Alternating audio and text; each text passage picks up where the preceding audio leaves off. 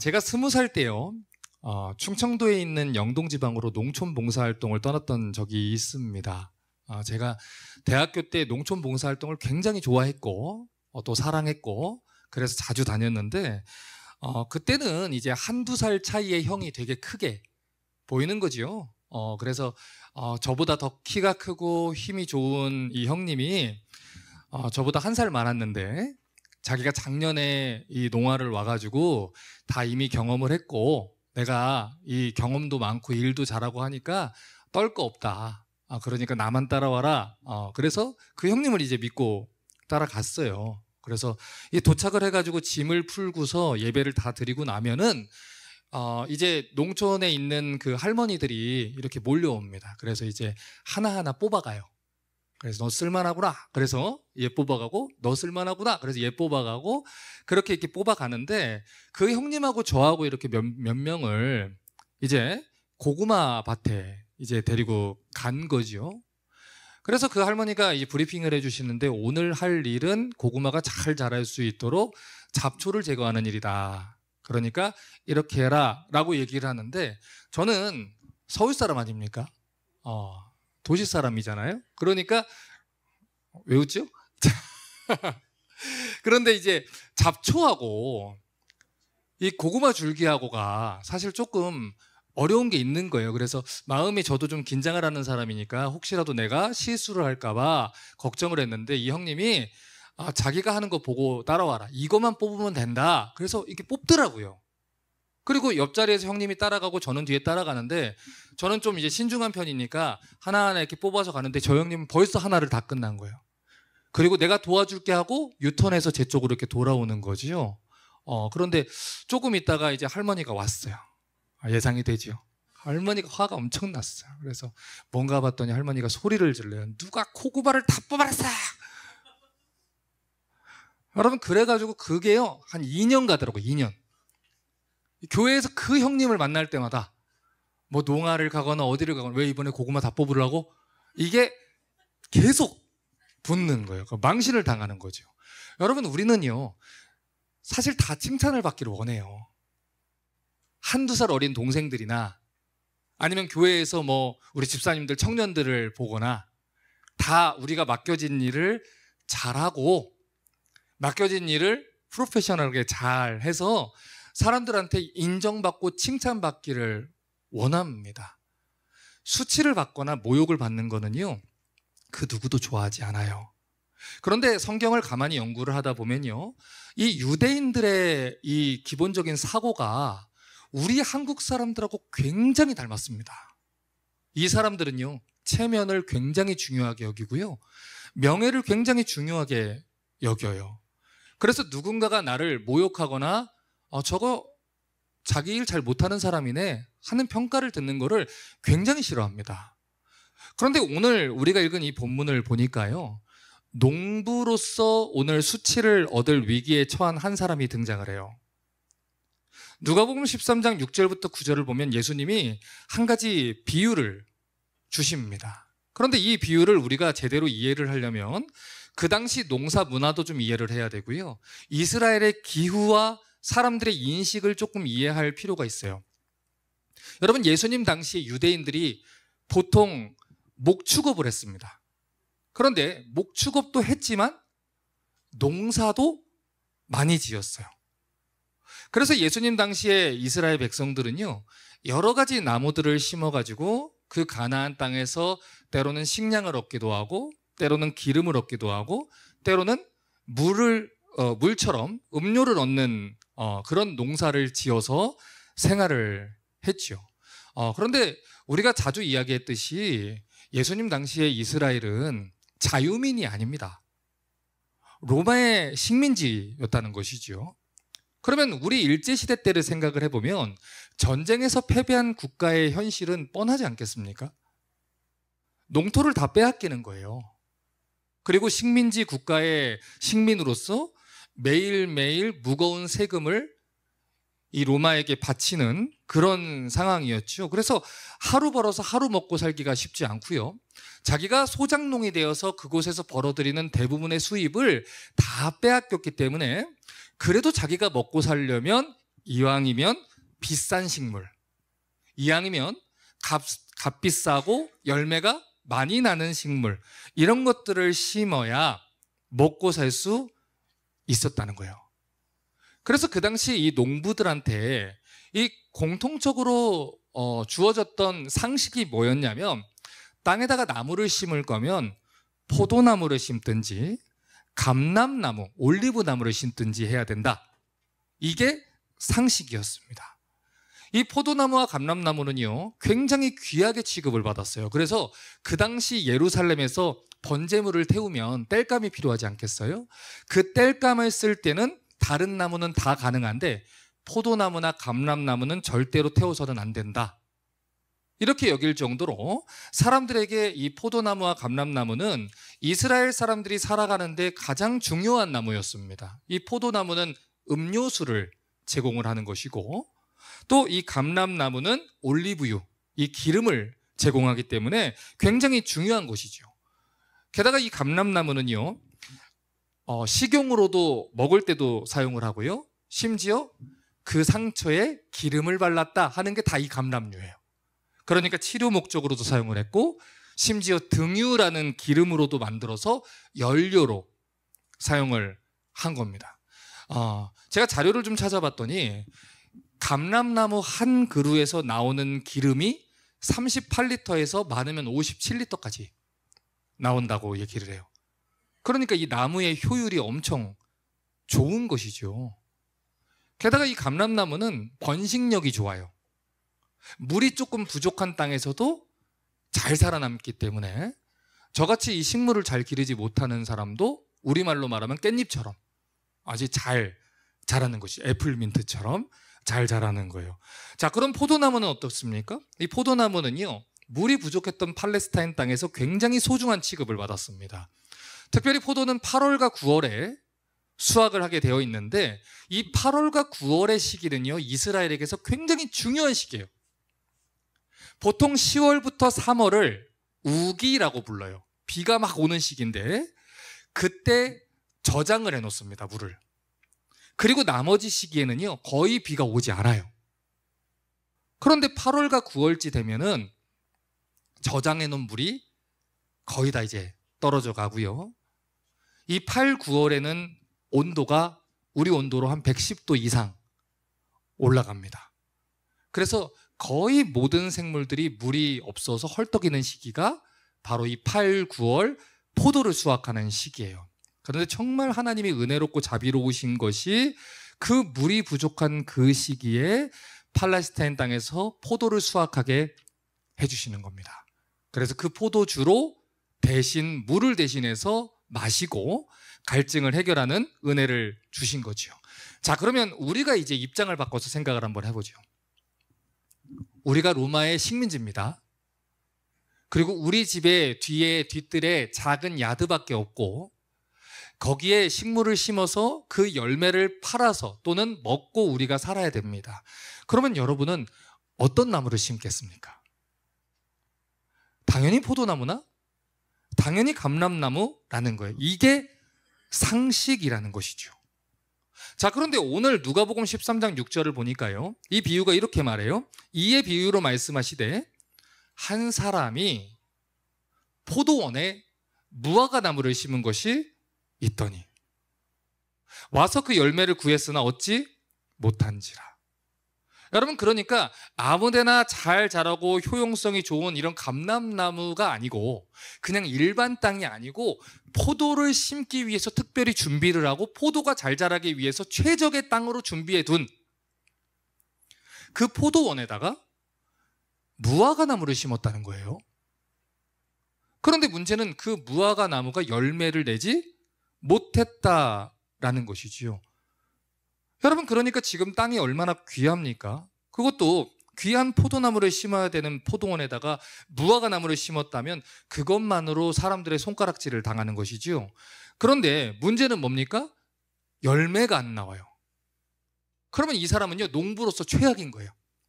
품종을 선택하는 데 실패했죠. 기르는데 실패했죠. 그래서 7절에 뭐라고 얘기하는지 보겠습니다. 포도원 지객에게 이르되 내가 3년을 와서 이 무화과 나무에서 열매를 구하되 얻지 못하니 찍어버려라. 어찌 땅만 버리게 하겠느냐. 이 무화과 나무가 3년 동안 열매를 맺지 못했다는 거예요. 지난번에 우리 영현 집사님하고 무화과에 대해서 얘기를 했었는데 무화과 나무는요, 영현 집사님, 원래 열매를 굉장히 많이 맺는 나무지요. 그래서 기르는 거예요. 비록 포도나무나 감람나무에는 그 가치가 밀릴지 모르지만 이스라엘에 있는 무화과 나무는요, 많게는 1년에 5번까지도 열매를 맺는답니다. 그래서 이 가난한 사람들한테는요, 무화과 나무는 굉장히 소중한 나무예요.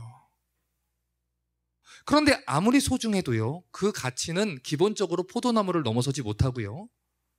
게다가 그 나무가 3년 동안 열매를 맺지 못했다는 것은 오늘 7절에서 말하는 대로 땅만 버리는 일이라는 것이죠. 토지를 다 뺏겼습니다. 땅도 없습니다. 무화과 나무를 기를 물도 부족합니다. 그러면 그 나무는 이제 어떻게 해야 돼요? 뽑아버려야죠. 포도나무나 감람나무를 심는 것이 이득이라는 거예요. 그런데 어느 날 그 주인이 포도원에 찾아왔습니다. 그리고 열매 맺지 않은 무화과 나무를 가만히 보면서 이 포도원을 돌본 책임자한테 이렇게 얘기합니다. 그거 찍어버리십시오. 불에 태워버리십시오. 차라리 땔감으로 씁시다. 내가 얼마나 참아줘야 됩니까?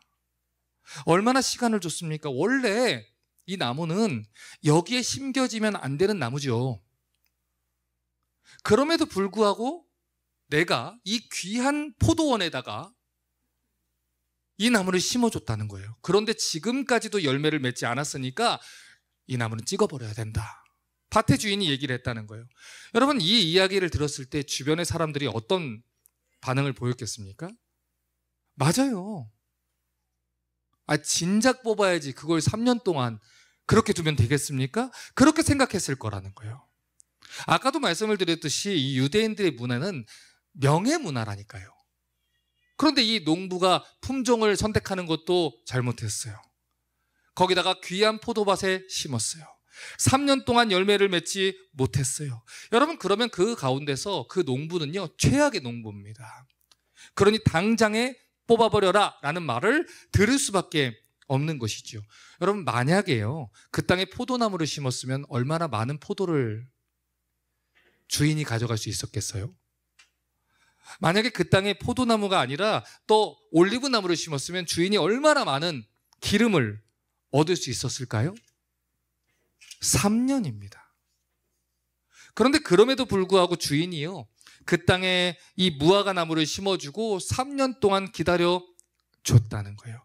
그런데도 열매를 맺지 않으니까, 도무지 열매 맺을 생각하지 않으니까 나중에 결국 이 포도원의 주인이 찍어버려라 했다는 것이죠. 그래서 그 나무의 운명이 거기서 끝나는 줄을 알았다는 거예요.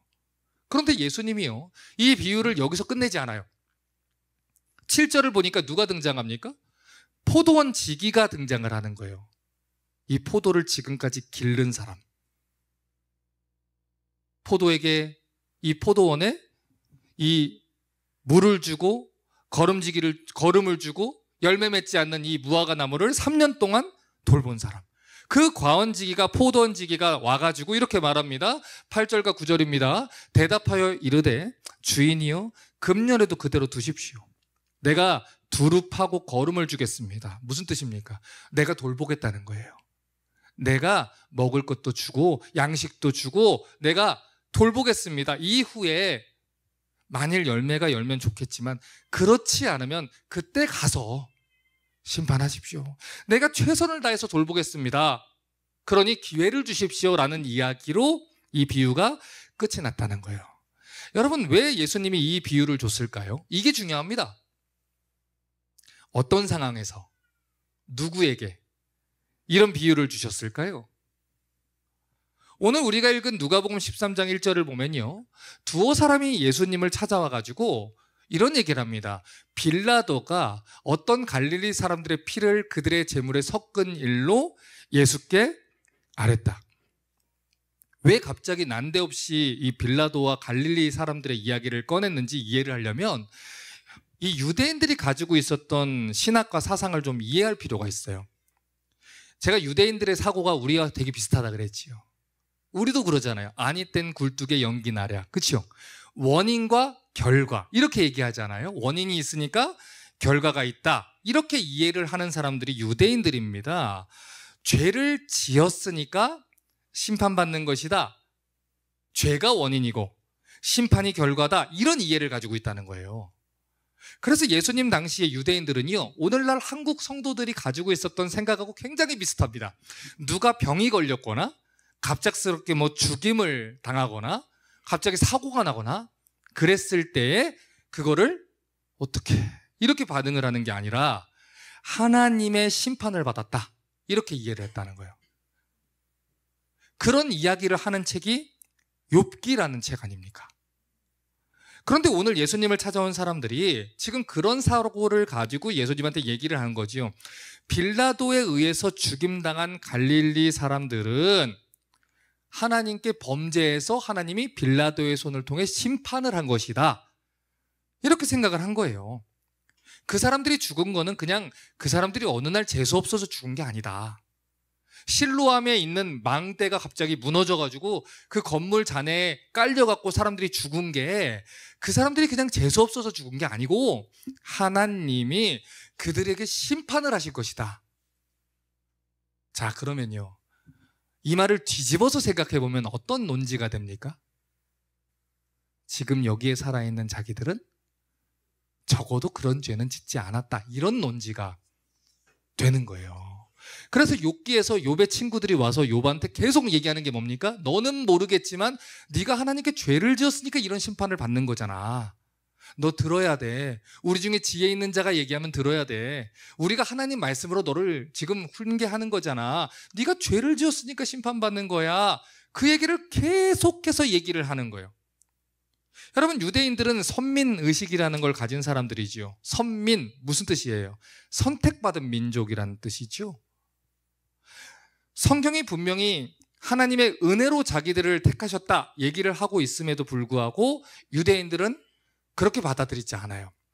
여러분, 그래서 유대인들이 사도 바울을 그렇게 죽이려고 했던 거예요. 왜 그렇습니까? 사도 바울이 형제들아 너희를 부른 것을 봐라. 하나님이 무엇으로? 은혜로 부르셨다. 하나님이 오직 은혜로 부르셨다. 너희 다 죄인인데 하나님이 은혜로 부르셨다. 이렇게 얘기를 했잖아요. 그런데 유대인들은 아니라는 거예요. 우리는 저 이방인들하고 달라. 저 사마리아 것들과는 달라. 우리는 하나님의 특별한 선택을 입었지. 왜? 선택할 만했으니까. 율법을 지킬 만한 백성이니까. 아브라함의 자랑스러운 후손이니까 그렇게 생각을 하고 다른 이방 민족들은 개처럼 여기면서 자기들보다 훨씬 더 뒤떨어진 정결하지 않은 백성들로 생각을 했습니다. 그런데 그런 이야기를 하는 유대인들한테 오늘 얘기를 하는 거예요. 예수님이 3년 동안 열매 맺지 않은 무화과 나무가 너와 같구나, 이 얘기입니다. 오늘 예수님이 말하고자 하는 내용이 뭡니까? 너희는 죄 없는 자가 아니야. 너희는 흠이 없어서 선택받은 자가 아니야. 너희는 정말 이 무화과 나무 같구나. 너희 조상 아브라함이 처음 내가 부를 때 강 저 건너 메소포타미아에서 우상을 섬겼지. 그런데 내가 은혜로 그를 불러서 하나님 나라에 심어주었어. 원래 포도만 심겨야 되는 포도원인데 열매 맺지 못하는 무화과 나무 같은 너희를 이 자리에 심어줬어. 너희가 열매를 굉장히 많이 맺고 있길래 저 포도나무 봐라, 너무 열매를 많이 맺는다, 내 밭에 심어야겠다 해서 가져온 게 아니고, 너희가 열매를 맺지 않고 있음에도 불구하고, 열매 맺지 못하는 무화과 나무에도 불구하고 주인이 선택을 해서 주인의 긍휼함과 또 사랑 때문에 주인의 밭에 심겼다는 겁니다. 그러니 너희는 그들과 다를 것이 있다 없다? 없다라는 거예요. 로마서 2장 3절과 4절을 보면요, 바울이 말합니다. 이런 일을 행하는 자를 판단하고도 같은 일을 행하는 사람아, 내가 하나님의 심판을 피할 줄로 생각하느냐? 혹 내가 하나님의 인자하심이 너를 인도하여 회개하게 하심을 알지 못하며 그의 인자하심과 용납하심과 길이 참으심이 풍성함을 멸시하느냐. 지금 바울이 뭐라고 말합니까? 우리가 살아있는 이유는 단 한 가지다. 하나님이 인자하시기 때문에, 하나님이 길이 참으시기 때문에 살아있다는 거예요. 오늘 본문의 핵심은 결국 이 얘기입니다.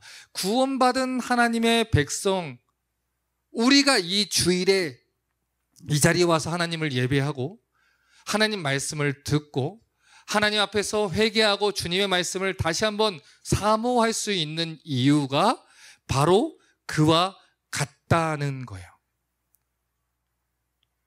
성경은 말합니다. 우리가 원래 포도원에 심겨질 사람들이 아니라는 거예요. 그런데 하나님이 은혜를 베풀어 주셔서 그런 죄인들을 그분의 밭에다가 심으시고 그의 나라에 옮겨 심어주셨다는 것이지요. 그런데 오늘 이 본문에 등장하는 사람들은요, 내가 쟤들보다 나아서 심어졌다는 거예요. 내가 쟤들보다 나아서 집사 직분을 받고, 내가 쟤들보다 나아서 장로 직분을 받고, 내가 쟤들보다 나아서 안수집사 후보가 되고, 내가 쟤들보다 나아서 목사가 되었다. 지금 그 얘기를 하는 겁니다. 그런데 오늘 예수님 뭐라고 말합니까? 아니지. 그렇지 않지. 하나님이 참아주셨음에도 불구하고 3년 동안 그들을 돌본 포도원 지기처럼 하나님이 너희를 이 땅에 오셔서 3년간의 공생의 기간 동안 너희에게 말씀을 전해주고, 너희에게 설교를 들려주었고, 너희에게 기적을 일으켰고, 너희에게 하나님이 주시는 양식을 나누어 주었고, 하나님이 수많은 일들을 벌였음에도 불구하고 너희는 내게로 오지 않았어.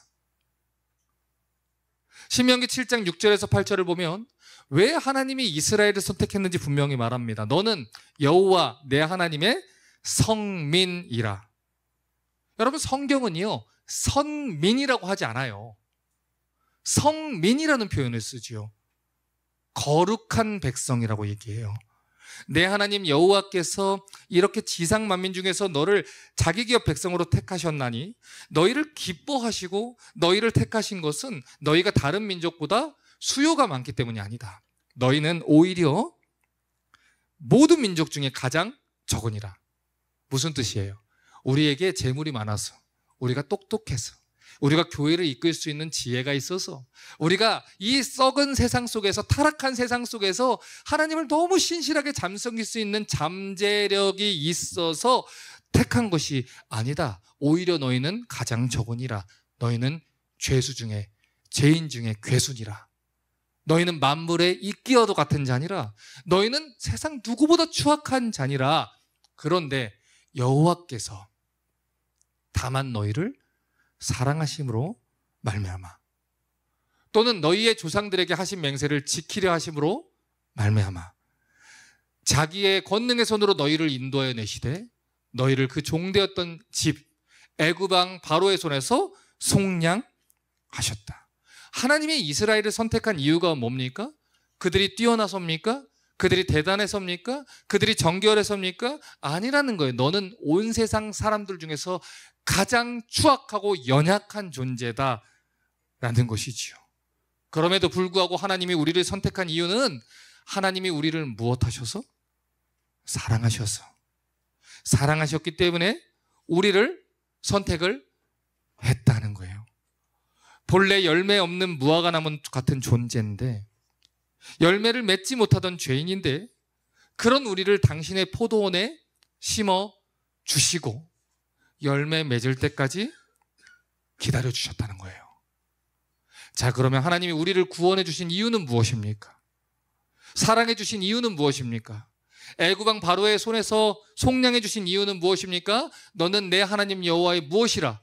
성민이라. 그래서 디도서 2장 14절은 말합니다. 그가 우리를 대신하여 자기를 주심은 모든 불법에서 우리를 속량하시고 우리를 어떻게 하사? 깨끗하게 하사.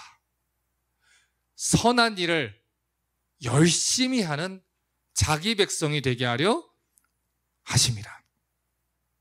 여러분, 이것이 하나님이 우리를 당신의 포도원에 심은 이유라는 거예요.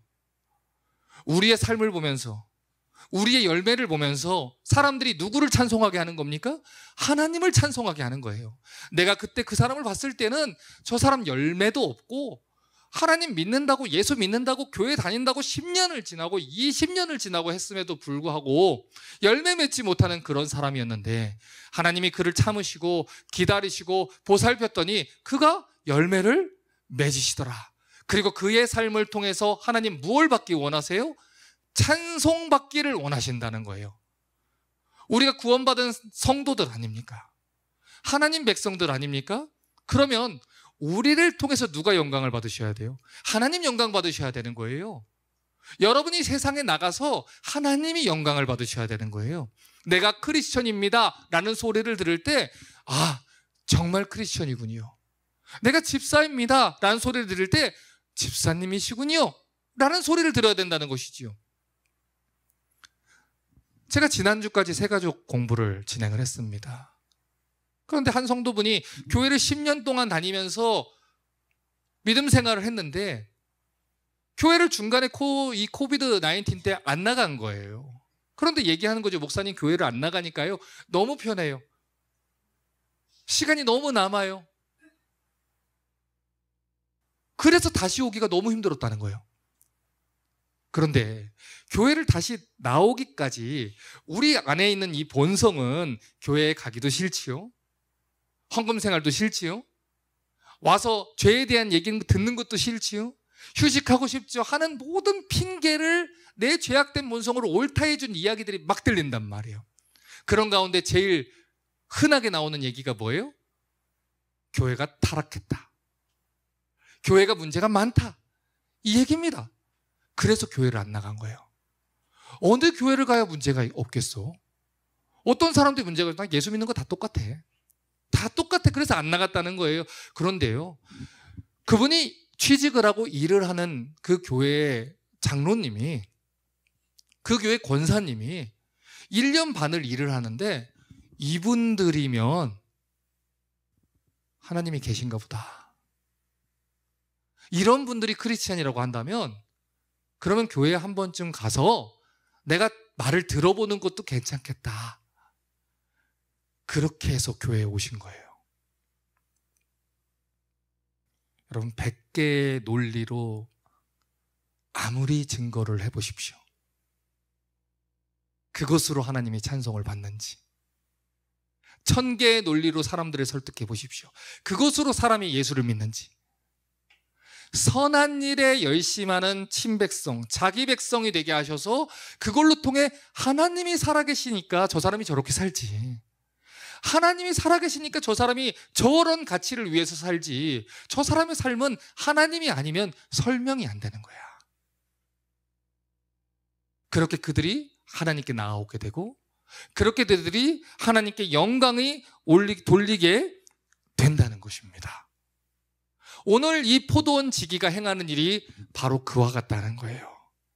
여러분, 예수님께서 이 땅에서 오시면서 바리새인들과 유대인들을 얼마나 많이 책망했습니까? 그들에게 예수님이요, 독사의 새끼들이라 그랬어요. 너희는 너희 아비 마귀에서 났다. 너희는 아브라함 자식 아니다. 너희는 율법의 교사라고 얘기를 하고 서기관이라고 얘기하지만 너희는 아니야. 너희는 아브라함 자손 아니야. 열매로 아는 거야. 그들이 끝까지 예수님을 죽이려 하고, 끝까지 예수님을 박해를 하고, 심지어 예수님을 쫓는 사도 바울과 사도들을 쫓아다니며 죽이려고 했어요. 그 3년의 시간이 지나갈 동안 예수님이 그렇게 말씀을 전했음에도 불구하고 나와서 얘기합니다. 표적을 보여주십시오. 그러면 내가 예수 믿을게요. 내가 이 이상 표적을 어떻게 더 보여주냐? 나병한 자를 고쳤다, 귀신 들린 자를 떠나게 했다, 눈먼 자를 뜨게 했다, 죽은 자를 살렸다, 이 이상 무슨 표적을 더 보여주냐? 너희는 표적이 필요한 게 아니야. 안 믿고 싶은 거야. 하나님께 나오고 싶지 않은 거야. 그런데 그것을 위해서 내가 메시아가 아니어야만 하는 거야. 이것을 3년 동안 씨름하며 열매 맺지 못했던 사람들, 그것이 유대인들 아니겠습니까? 그럼에도 불구하고 예수님은 그 3년이 넘는 기간 동안 최선을 다해 주님의 영혼들을 돌봤어요. 마지막에 십자가에 못 박히신 그 순간에, 호흡조차 하기 힘든 그 순간에도 한 영혼이라도 더 구원하고 가십니다. 방금 전까지 자기를 저주했던 그 십자가의 강도를 보면 뭐라고 말합니까? 네가 오늘 나와 함께 나그네 갈 것이다. 아버지, 저들을 용서해 주십시오. 그들이 자기들이 무슨 짓을 하고 있는지를 모릅니다. 3년의 시간 동안 최선을 다해서 그들을 돌보고 그들을 양육하고 그들에게 기회를 주고 어떻게든 하나님의 공의에서 그들을 보호하기 위해서, 아버지 참으십시오. 내가 그들에게 걸음을 줍니다. 최선을 다해서 그들을 돌보겠습니다. 그럼에도 불구하고 그들이 열매를 끝까지 맺지 않는다면 마지막 날에 아버지 뜻대로 하소서. 그러나 기회를 주십시오. 그래서 우리가 살아있는 겁니다. 여러분, 우리 중에 죄 없는 사람이 누가 있습니까? 거룩한 하나님 기준으로 볼 때 그분의 포도원에 심겨질 자격 있는 사람이 어디 있습니까? 구약의 기준으로 따르면 죄인은 하나님 앞에 설 수가 없지요. 성경에 기록된 죄와 심판의 원리에 따르면 죄인에게는 그에 걸맞는 심판이 당장에 부어져야 하는 겁니다. 그게 공의로운 것이지요. 그런데 오늘 우리는 여전히 이 자리에 살아 있습니다. 여전히 이 말씀을 듣고 있고요, 복음을 들을 수 있습니다. 오늘도 예수님이 이 강단을 통해 부지런히 물을 주고 부지런히 걸음을 주며 여러분이라는 밭에 하나님의 말씀을 심고 있습니다. 찍어 없애라는 하나님의 공의의 판결이 날 때 두 팔을 벌리고 그 앞에서 여러분의 영혼을 위해, 아버지요, 저들을 용서해 주십시오. 저희가 무엇을 행한 일인지 모릅니다. 그 사랑 때문에 우리가 이 자리에 있는 것입니다. 이제 설교를 정리를 합니다. 성경은 에베소서 5장 19절과 20절을 통해서 우리에게 이런 권면을 하지요.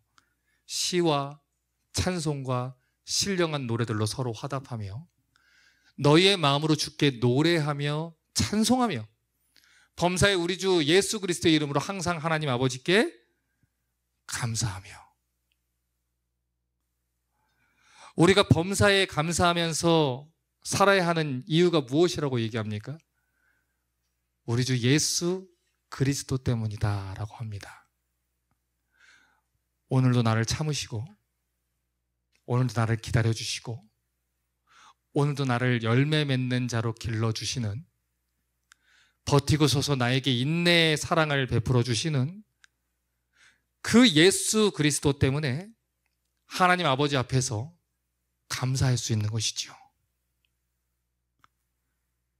사도 바울의 삶을 한 주간 묵상을 하며 많은 생각을 합니다. 바울이 그의 유언과도 같은 디모데후서에서 디모데에게 이런 글을 씁니다. 다 나를 버렸노라.